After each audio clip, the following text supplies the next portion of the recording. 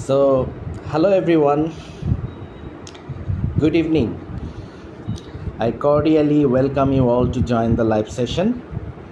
And today, I would love to discuss about a particular topic that is chosen from ELTN Linguistics. And the topic is Acculturation Theory of Second Language Acquisition. Today is a very special day, and tonight is a very special night for many reasons, and especially tonight is the night of the holy night of Laylatul Barat. It's a very special night for the Muslims, so I hope we all are going to celebrate the night accordingly, and we'll pray to the Almighty. And definitely this night is of great importance and value to the Muslims. So without further delay, I would love to begin my discussion on acculturation theory of second language acquisition. So all of you, please try to join as early as possible. And if you have got any question during my live session, write those questions on the comment section and I will try to answer them accordingly. So, acculturation theory of second language acquisition was proposed by John Schumann. John Schumann actually is a professor of linguistics at the University of California, Los Angeles. And he proposed and established this theory of acculturation. And before we begin, we first have to know about two groups. John Schumann first of all talked about two groups. Number one is the 2LL group and number two is the TL group. What is 2LL group? 2LL group actually stands for Second Language Learning Group, and TL group stands for Target Language Group. I repeat, 2LL group stands for Second Language Learning Group and TL group stands for Target Language Group. Let me explain it in details. Suppose we Bangladeshis are going to learn a second language, that is English. Then we will belong to the Second Language Learning Group, that means 2LL group, and the British will belong to the Target Language Group, that means the TL group. I hope you understand. Similarly, if a Chinese learns Japanese language, then the Chinese will belong to the Second Language Learning Group because Japanese is not their mother tongue, it is their second language or foreign language actually. So they are going to learn a second language, Japanese, so they will belong to the Second Language Learning Group, the Chinese, and the Japanese will belong to the Target Language Group. I hope you understand. Now, this theory is actually a socio-psychological theory. Acculturation theory of John Schumann is a socio-psychological theory. That means this theory has got two parts, and these two parts are actually social part and the psychological part. That means there are two factors in this theory. Number one is the social factors or social variables, and number two is the psychological or affective factors or affective variables. So first of all, let us talk about the social factors of acculturation theory. It's a socio-psychological theory, I repeat. So first of all, we will begin with the social factors of acculturation theory. So what are the social factors? There are in total a lot of factors, social factors actually. Number one is dominance. Number two is integrational pattern. Number three is enclosure. Number four, congruence. Number five, cohesiveness and size. Number six, attitude. And number seven, intended length of residence. So these are the social factors of acculturation theory. So let us begin with the first social factor, that is integrational, dominance, not integrational pattern. I will move on with that later on. First social factor is the dominance, social dominance.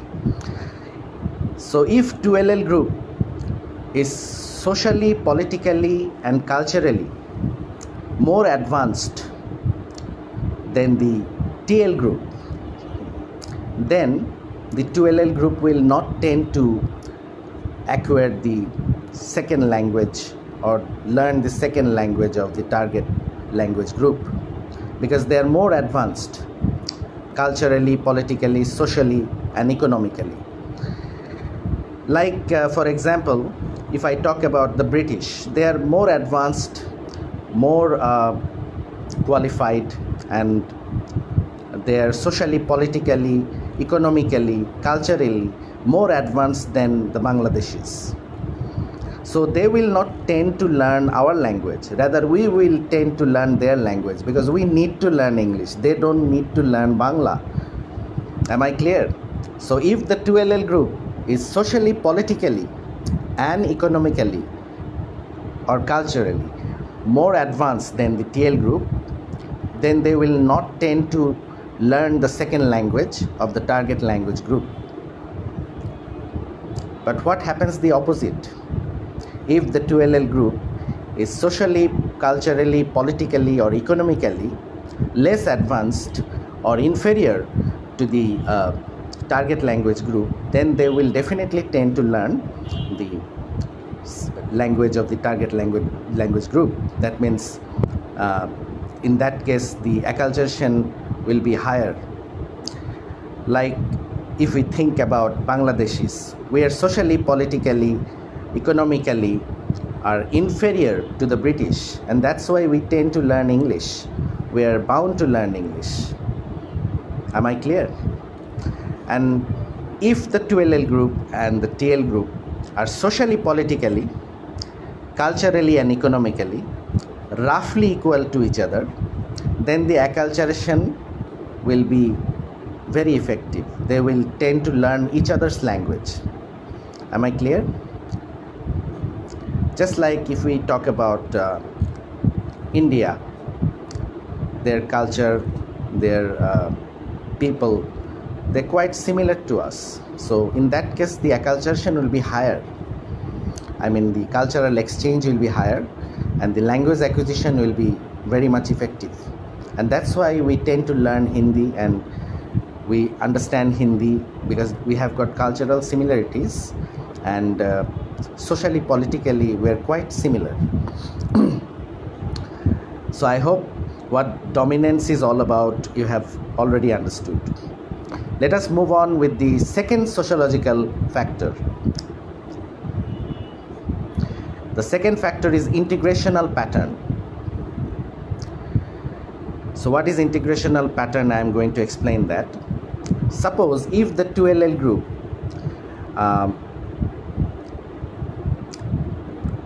holds on to their own culture, that means they are happy with their own culture and they do not want to adopt the target language culture. That means if the 2LL group is very much concerned about their own culture and they give priority to their own culture over other cultures, then they will not tend to learn the language of the target language group. They will remain in their own culture. They will not tend to go to other culture, and in that case language acquisition will be less, acculturation would be less, and language acquisition would be less effective. Like if I talk about Chinese people, they actually are very much concerned about their own culture. The Chinese and the Japanese, even the Koreans, they actually are happy with their own culture and they give priority to their own culture over other culture. Even the Germans, they give priority to their own culture over other cultures. They do not actually tend to learn other culture or go to other culture, and that's why in that case acquisition would be less, language acquisition would be less, acculturation would be less. I hope you understand. This is called preservation. They are preservative about their own culture. They preserve their culture. Am I clear? And the second integrational pattern is, if I talk about if 2LL group actually is very much willing to go to other culture, and I mean if they give importance to other culture over their own culture, then definitely they will tend to learn the TL group's culture, and in that case the language acquisition would be higher, acculturation would be higher. So how is that? If we think about our country, most of the people of our country think that the British are superior to us. The Canadians, the British or the Americans, they are superior to us, and that's why we tend to go to their culture, we tend to adopt their culture, we tend to acquire and learn their language, and in that case this is called assimilation. Am I clear? That means I can even sacrifice my own culture to adapt the target group's culture. That means the 2LL group is very much willing to sacrifice his own culture to adapt or go to the target language culture. So in that case, language acquisition, acculturation will be higher, and it would be much more effective.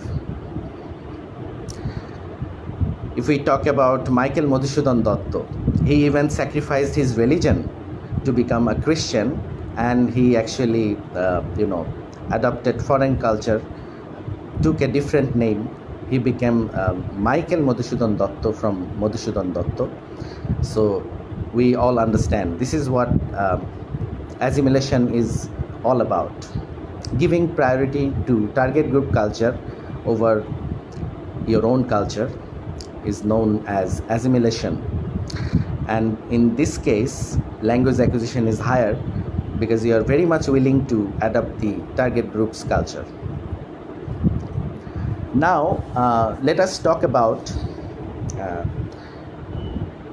the acculturation, I mean the adaptation or acculturation. If the 2LL group thinks that their culture will remain and they will adopt other culture as well, I mean they are willing to go to other culture or accept or adopt other culture, alongside they will maintain their own culture. So this is what adaptation or acculturation is all about. I hope you understand. And in this case acculturation would be very much effective. It would be a very balanced acculturation, and language acquisition would be very fruitful. And now let us move on with the next social factor of acculturation theory, that is enclosure. What is enclosure? If the 2LL group shares the same school, college and church or office with the target language group or TL group, then there will be a lot of communication between the two groups, then acculturation will be higher. And if they are remaining in distance, I mean if they are not meeting each other, if they do not share the same school, college, office, church, then they will not meet each other. So how the acculturation will take place? In that case the acculturation will be very low, language acquisition will be less effective. In our country there are a lot of foreign schools and colleges like Australian International School. A lot of foreign children actually are studying there along with the Bangladeshi students. So they actually exchange their culture with each other. Acculturation becomes very much effective in that case. I hope you understand. Now let us move on with the next social factor, that is congruence. What is congruence? What is congruence about? Congruence means cultural similarity actually. I mean, if 2LL group and TL group are culturally similar to each other, then acculturation and acquisition will be very much effective. But if their cultural distance is higher, then language acquisition and acculturation would be less effective. I hope you understand.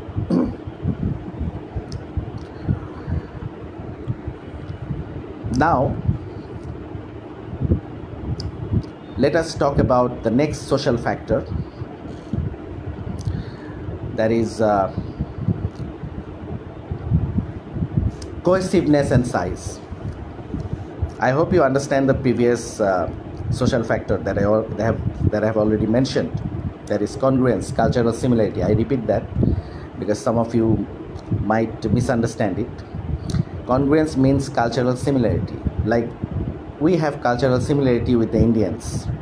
So it would be very much effective if we actually try to learn each other's language, because acculturation will be very higher, because culturally we are very much similar to each other. But if the cultural distance is higher, then acculturation and acquisition will be less effective. That is what congruence is all about. It is concerned with cultural similarity and cultural distance. Now let us talk about cohesiveness and size, the next social factor, cohesiveness and size. Well, if 2LL group is quite larger in size than the TL group, if they are very much large in population, then they will be the majority group and they will not tend to learn the TL group's language. They will not try to acquire it. Am I clear? If I talk about the Chinese people, China is a largely populated country. So they do not tend to learn others' language because, in population, they are actually huge. They're a huge nation. So in that case, they're the majority group. So they do not tend to learn the minority group's language. That is what cohesiveness and size is all about. That means if the 2LL group is largely populated than the TL group, then they will not tend to learn TL group's language. I can give you an example. I hope this will make you understand. During my classes, I have seen there are a lot of tribal students, like the Chakma, Marma students. They're tribal students. They are minority group in the class. So we Bangladeshis do not tend to learn their language, but they know Bangla. Why is that? Because they are the minority group. They are forced to learn Bangla or Bengali language. But we have not even learned a single language of their mother language. Why is that?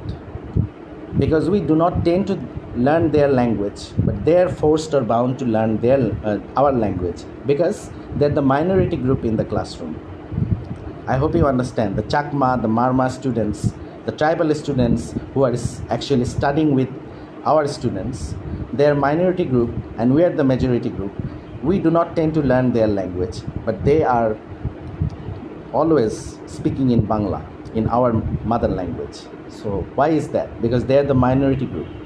So this is what cohesiveness and size is all about. I hope you understand. Now let us move on with the next social factor, that is attitude. So what is attitude actually? If 2LL group has got a positive attitude towards the TL group, that means the target language group, then language acquisition would be higher, acculturation would be higher. And if they have negative attitude, if 2LL group has got negative attitude towards the TL group, then they will not tend to learn the language of the TL group. That means acquisition and acculturation will be less effective. I'm giving you an example. If I talk about Israel and Iran, they have negative attitude towards each other. So they will not tend to adopt each other's culture. They always have a very negative attitude and rivalry with each other, and that's why they do not tend to go to each other's culture. Am I clear? So positive attitude is very important. If the 2LL group doesn't have positive attitude towards the TL group, then they will not tend to learn their language. If they have positive attitude, then acculturation acquisition will be much more effective. I hope you understand. Now let us talk about the next social factor, that is the intended length of residence. If the 2LL group, that means the second language learning group, stays for more period of time with the TL group, then the language acquisition and acculturation would be more effective. The longer they stay with the TL group, the longer the 2LL group stays with the TL group, the more effective acculturation and acquisition will be. Suppose if I stay in England for 5 years, I will learn more English. If I stay there for 10 years, then acculturation would be more effective. I will be a much better speaker, much better communicator in English. So the longer the 2LL group stays with TL group, acquisition and acculturation will be much more effective. That is what intended length of residence is all about. I hope you understand. Now let us talk about the psychological factors or effective factors of acculturation theory. This is the second part of the theory. I have already finished my discussion on the social factors of acculturation theory. Now I will begin my discussion about the psychological or effective factors of acculturation theory. So what are those psychological factors? Number one is language shock. There are 4 effective factors or psychological factors of acculturation theory, and these are language shock, culture shock, ego permeability. I repeat, language shock, culture shock, ego permeability, and motivation. These are the 4 psychological or effective factors of acculturation theory. Now let us begin our discussion. Number 1 is language shock. What is language shock? It is actually like wearing a new dress while attending a party. Suppose you are actually attending a party and you are going to wear a new dress for the first time, and you will think of 100 times that, will I look good if I wear this? Because you haven't worn this dress before. You are wearing it for the first time. So how do I look? How will I look in the party? So in the same way, when a second language learner is using the second language, he thinks of 100 times that whether I will be correct or not, whether I will commit mistakes or not. So that's where the language shock begins.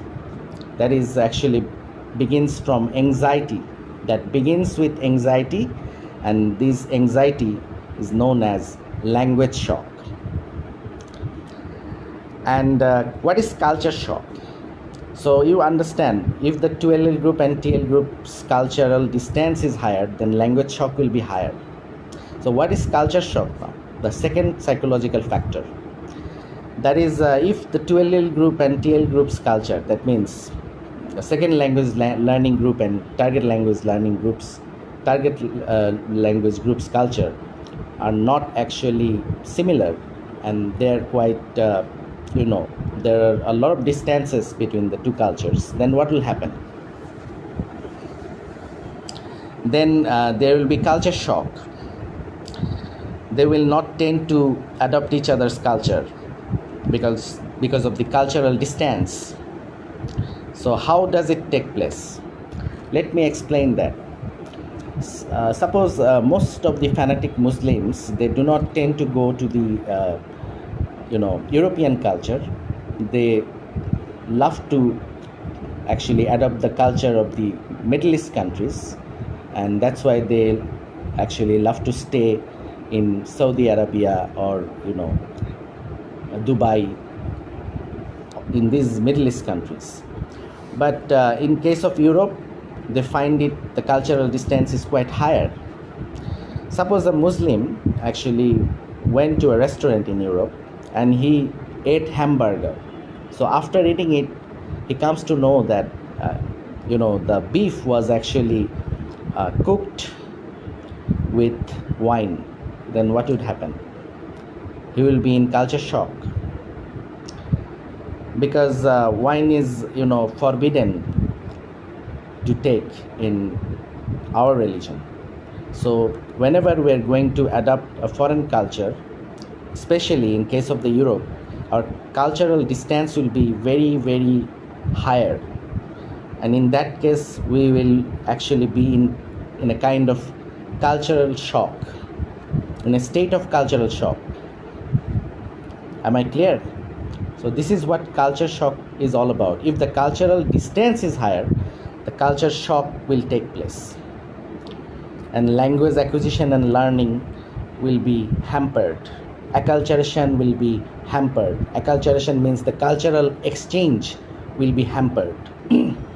Am I clear? So this is what culture shock is all about. Now let us talk about the next psychological factor, that is ego permeability. So what is ego permeability? Sometimes we actually say that this man is very, very, very, very egocentric. He doesn't talk much. He's very egocentric, egoistic person. So in the same way, if when a language learner, second language learner, while using the language, he thinks of 100 times that if I say something, I might be wrong. So why should I say? I better remain silent because I might commit mistakes. Thereby his language ego is created. Am I clear? This is what language ego is all about. But Schumann thinks that this ego has to be permitted. I mean, we have to come out of this language ego. That means you have to use language freely, like a child. A child commits 100 mistakes at the very beginning while communicating. Am I clear? But we encourage the child always, even if he commits mistakes. So similarly, when a language learner actually uses the language freely, thereby his ego will be permitted and he will come out of his language ego. He will be able to use the language freely, and in that case language acquisition will be higher. Otherwise, if he remains with his ego and if he thinks that no, I will commit mistakes, so I better remain silent, then he will not actually acquire the language effectively. Am I clear? This is what ego permeability is all about. This is known as ego permeability. Now let us move on with the last psychological factor, that is motivation. Motivation is of two types. Number one is integrative motivation. Number two is instrumental motivation. So what is integrative motivation and what is instrumental motivation? I'm going to explain them one by one.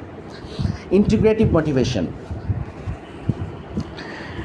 If a language learner, a second language learner, learns a second language without any special purpose, without any academic or professional purpose, just for the sake of learning, he learns the language with his own interest, then that will be integrative motivation. But if he learns a second language for academic or professional purpose, suppose he's going abroad for a job and that's why he wants to learn English, he's going abroad for higher study, that's why he wants to learn a second language. In that case, this is known as instrumental motivation. So with interest, if a learner learns a language and he doesn't have any academic and professional purpose in mind, that is known as integrative motivation. And if he learns a second language for academic and professional purpose, that is known as instrumental motivation. And research shows that in case of integrative motivation, language acquisition is more effective because you don't have any pressure, you don't have any academic or professional purpose in mind. You are learning the language with your own interest. Some people learn French, some people learn German language with their own interest.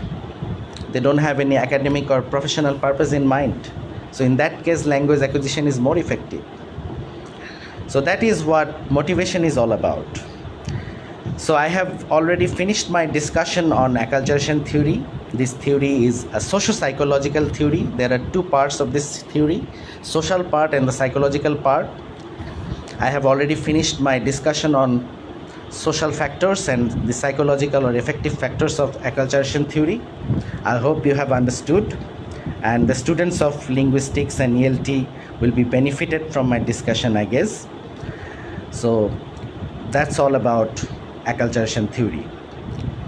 Now I would like to finish my discussion, and before I finish, I would like to say a few words to all of you. Today is a special day, as I have already said, for many reasons. Number one is Pohela Falgun, and Shelley said that if winter comes, can spring be far behind? Yes, spring has already arrived. We must celebrate. Forget your past sufferings, sorrows, miseries of your life. Start afresh, start a new life, and begin with new hope. I hope you all will be successful. And special night for the Muslims tonight, and because it's Lailatul Barat, and the Muslims, I think they will observe and celebrate the night with a lot of enthusiasm. They will pray to the Almighty to have a very bright days ahead, successful days ahead. And today is another day, that is Valentine's Day. Yes, I would like to say a few words. That is, loving one person is not the only message of the Valentine's Day. You know, we are always very much concerned about the love between a man and a woman, but it is more important to love humanity. I hope you understand. That means all the people around the world. And life is a gift. Definitely you will have a very beautiful life partner. I hope so. And I wish you find a very lovely life partner in your life. But you know, some people become very much frustrated when they actually do not find the person whom they love. They become very disheartened, and they become so frustrated that some people think about committing suicide. So this is really very much disgusting and very much frustrating. But I would like to say a few words for them. That is, you know, do not fall, rise in love. Okay, the person whom actually you couldn't achieve in life is not the one person who actually love you, who actually didn't love you. There might be a lot of person who do not love you in the world, but in the same way, I mean, at the same time, there are a lot of people around who love you a lot. Your parents, your relatives, your friends, and of course there will be a partner in your life who will definitely love you more than other people around. But it is very important to love humanity, to be a human. So spread the message of love by loving the people around, loving the creation of God, and that is the ultimate message. That is actually the original love. That is what love is all about. And another thing that I would like to tell you, some people become frustrated not only because of love, because of many reasons. They commit suicides, they become very much disheartened. Some people remain jobless for many times, and they think about committing suicide. Some people actually lose their beloved ones, and they actually take decisions of committing suicide. So these are very much frustrated people. They are actually very much frustrated. But I would like to say a few words for them as well. There is Tolstoy, a Russian novelist. He said a very significant message for all of us. That is, it is the most difficult but the essential one. I repeat, the most difficult but essential one, essential thing in the world is to love life. To love it even when one suffers, because life is all and life is God, and to love life means to love God. I repeat, the most difficult thing but an essential one is to love life, to love it even when one suffers, because life is all and life is God, and to love life means to love God. So this is a very significant message from Leo Tolstoy.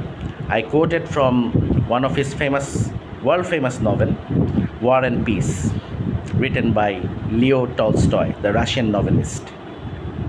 So life is a gift from the Almighty. Adore it, love it. Am I clear? So happy Valentine's Day as well.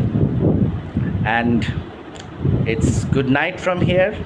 Goodbye to all of you. We will meet again. I will come back to my live session with another topic. Till then, goodbye. Stay fine, stay cool, stay dandy. Bye bye. Tata.